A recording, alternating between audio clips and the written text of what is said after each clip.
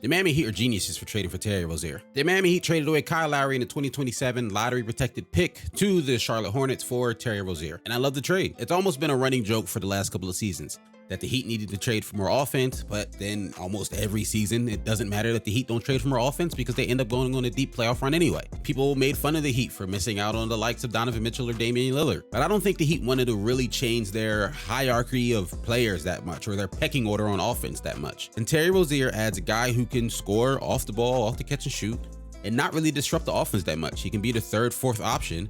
And honestly, if Terry Rozier is the third, fourth option, quiet as kept. He's a solid player. Now, if you go look at his shooting splits over the last couple of years, they're not great. Don't get me wrong. But I think when he gets a part of that Heat culture that we love to talk about, and he's not asked to be the number one option or the number two option on a team that's been struggling with injuries. Gordon Hayward and LaMelo Ball have been in and out of the lineup over the last couple of seasons. He can just add his scoring punch to the Heat without disrupting that much for them. So yeah, the first couple of games were a little shaky. He came off the bench in that first game, started in the second two games. I think Eric Spoelstra will make the right decision on whether or not he should or should not start. Personally, I expect him to start for most of the rest of the season and going into the playoffs, but I really think this is a good fit. It reminds me a lot of how I felt about Kelly Oubre when he signed with the Sixers in the offseason. I was like, Kelly Oubre, yeah, he's coming off 20 points a game, career high, but look at his shooting splits, they're not great.